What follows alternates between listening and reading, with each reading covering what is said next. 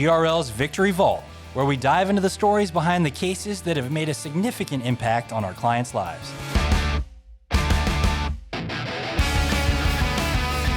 Hello, everyone, and welcome to another episode of GRL's Victory Vault, where we dive into the stories behind the cases that have made a significant impact in our clients' lives. I'm Grant Gangstead. Today we have Bob Rehkemper, a partner at GRL, who fought tirelessly for justice on behalf of a young woman who suffered unimaginable trauma at the hands of a fellow high school student. So, welcome, Bobby. Welcome. Glad to be here. Right on. Well, let's just jump right into it.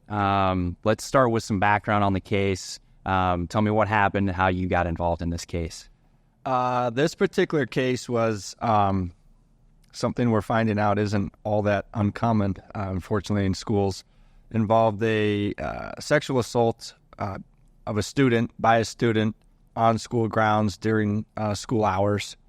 As we investigated and found out it happened multiple times. The school district, it was South O'Brien Community School District up in, what would that be, northwest Iowa.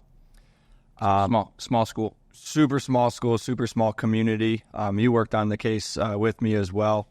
And it was a difficult case. It was a failure to protect the student. And that's a general nutshell of the situation. Okay. Before we kind of dive into more of the specifics, how did you get involved? How did the case come to you? I think it was referred to us by another professional that knew we've dealt with cases involving government entities and in particular schools, as well as the civil side of sexual offenses. And so it was a professional referral to us. We spoke to the family, got an understanding of the case, and decided that we were going to run with it, take it to the mat. Okay. So, kind of know this was a sexual assault. It happened at the school. Let's talk a little bit about the specific allegations. What kind of went on? You said it was a failure to protect kind of a case. What was the allegation of the failure to protect, and who are the parties here? Yeah, it was really sad situation, and I think it's a common challenge for a lot of school districts. But what we had were two special education students. Our client was a lower functioning, lower IQ student that didn't have the mental capacity of somebody at that grade level. The other student had the mental capacity but was in special education for more behavioral issues and some other learning disabilities, but had a significantly higher level of intellectual functioning. And so what would happen, we found out in the case, is that he would manipulate the lower functioning student into engaging in sexual conduct that actually took place in the staff bathroom of the school, of the high school. And it was on the opposite side of the class, opposite side of the building from the class where they were in. Okay, so couple of special education students. We've obviously got seems like some disparity in mental ability or mental power. Sounds like maybe her will was maybe kind of overborne a little bit. Is that fair to say? 100%. And there was obviously some significant manipulation going on. The most troubling part about the case, though, is that there were incidences. They would actually happen during class time, instructional time. There was one special education teacher for the two students. So one teacher and two students in the class. One teacher, two students sitting at the same table, and for whatever reason, that defendant would allow them both to check out and leave to go use the restroom at the same time. And there was no supervision down the hallways. There was no supervision anywhere, and they would end up going to a staff bathroom, a one-seater, as I would call it, where things would happen. So, and they would walk by other bathrooms that students would normally use. So there was just a utter failure to supervise, protect, watch, be aware, that kind of thing. Okay. So this particular case, the other student was not part of this lawsuit. Is that Correct. right? Correct. And there's reasons why that may not happen. Right. But obviously the school district, the administration, the teachers, they were the defendants in this case, correct? Yeah. Okay. And that's for that failure to supervise, failure to protect. Correct. Okay. Let's get into some of the specifics about what those failures were. Mm-hmm. We talked a little bit about, we've got one teacher, 2 students. You would imagine that's a strong enough ratio to be able to protect students.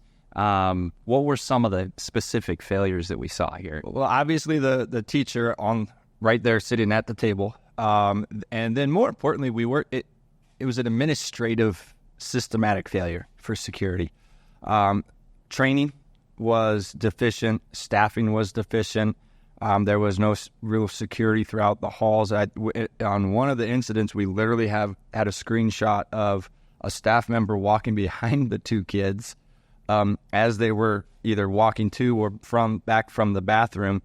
Lack of kind of the hall. I don't know about you. I grew up with a hall pass, Right. where if you wanted to use the bathroom, it's almost like you'd get the key from the gas station. You're taking the trash can with you. Yep.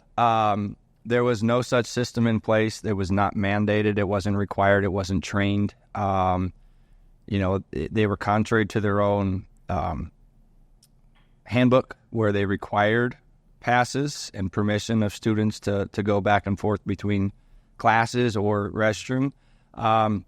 So while there was written procedures, the practical application of those was being ignored. Okay. And you would imagine one student out at a time. That's kind of what we had was, especially if you're in a class of 2 students, you would imagine that would be the case. Correct. Or literally, if it's 2 minutes before the bell rings, you can wait 2 minutes to use the restroom. Right. Yep. So you and I actually went up to the school, and we had an opportunity to walk through the school, really small school district. I went to a really small school. This was even smaller than the high school I went to by a long shot. Mm-hmm. And walking out of the special education room, give me any idea of how bad it was, what these kids had to walk by, or the failures that had to happen for these kids to be able to get to this bathroom. You would walk out of the special education room and if you go straight down, I want to say it was north, down the hallway. At the end of that hallway, and it's a short hallway, like from here to that wall. So about 15, 20 feet. Yeah, is the girls' bathroom. And then you take a right and you go down and you pass all the administrative offices. So superintendent, principal, vice principal, all of that. You pass the boys' bathroom. You take a right and you continue past classes. And then you would take another left and go by another, I want to say 4 or 5 classrooms, before you take a left into a hallway that leads to an exit door like what we have right there. And to the left of that is a staff bathroom that was unlocked and was never locked, was never secured. So you have a location where this can take place undisturbed on the complete opposite side of the school. One other thing I want to bring up about the bathroom is that all the other student bathrooms, none of them could be locked, correct? Correct. And this one could be locked from the inside so that an assault could occur in there without anybody being able to come in and interrupt. Any number of things could happen in there without being interrupted. And it was, as we learned, it was our understanding that it was relayed to us that it was common knowledge that bathroom was available, accessible for whatever nefarious activities students found themselves in. So we've got the teacher that was allowing the students out, could have popped their head out the door and seen, our client go into the bathroom, actually getting to the bathroom just by popping their head out the door. Right. Seeing the other student heading to the boys' bathroom. Didn't happen. Yep. They walked by all the administrative offices. Yep. Numerous other classrooms. Not one person does or says anything. Doesn't check, doesn't ask, hey, is there a hall pass? Where are you going? Where are you both going together? Yep. And this wasn't a one-time thing, right? No. Multiple incidents. Up to between 3 and 7, depending upon who you asked. So major failures at many levels. Yeah. Okay. So, we've got these kids that are engaging in this. How is this, or that this is occurring to our client? Mm-hmm. Obviously traumatic for her. How does that trauma come out? How does that get to us? I mean, how does it get from the bathroom to us? Thankfully, the young lady told a family member. As a family member of the same age as most of the time these disclosures take place, that individual did the right thing, told an adult. The adults told other adults, contacted law enforcement, contacted the school. The young man ultimately was charged criminally, started off in adult court, got waived back to juvenile court. And then that's where the family wanted some justice, wanted something to get fixed, wanted a positive impact out of something terrible that happened. And this wasn't, let's be clear, that this wasn't a situation where these kids were just, mutually going in, and this was a consensual kind of a situation. There was manipulation. There was, it wasn't, the what you think about the boogeyman jumping out of the closet, grabbing somebody, taking them to the bathroom. But there was manipulation. It was predatory, is what it was, on the child with a extremely low level of functioning that nobody paid attention to. And that, I think, that's what made it the worst. That's what made it so bad, is you have somebody like that is vulnerable, and you don't take any extra precautions to keep them safe. Right. Multiple failures again. Yep. So let's get kind of on the legal journey now. Mm-hmm. How do we get to this case? Did not make it to trial. Right. It was settled prior to trial. Share with us a little bit how you get to that, that settlement, and get to that positive result. We had to withstand motions to dismiss. There was new laws that came about with qualified immunity. So we had to overcome that. We had to do the discovery, do the digging, find the information, put together a case that we thought a jury could understand and a jury was going to believe. We tried mediation. Mediation didn't go the way we wanted it to. But then ultimately, as the dawn of trial approached, I think both sides got a little bit more serious about settlement. And thankfully, we were able to reach a positive resolution. While this is going on, what kind of impacts did this have on the client? I mean, not just the legal case, but the kind of the trauma. How did that play out in her life? It was brutal. When these cases go on, you don't get closure. You have to constantly relive it. I mean, the young lady got deposed. Her family got deposed. They didn't just get to it, move past it until the case was finally resolved. So, and that's a brutal process. This was I want to say it took 5 years, 4 or 5 years to get this thing a long time, all the way done and resolved. They were troopers, and they knew that they had a mission, and they were going to see it through. And resilience is how I would define the entire family, really. And she had obviously had issues going into the assault. Some of these things kind of became exacerbated, and she had some post-traumatic stress and some other lingering effects. And I think that was one of the biggest things in this case is we don't have a physical injury here, right? Yeah. And how do we show the other side, a jury, what kind of damage this has done to her? Right. And that's a challenge on any of these cases, and ultimately, I think their words speak the loudest. The family speaks the loudest. But that's also a reason why these cases reach a resolution. Neither side wants to go through that ordeal of a trial. And now the family has closure. They have vindication. And there was publicity over the resolution that.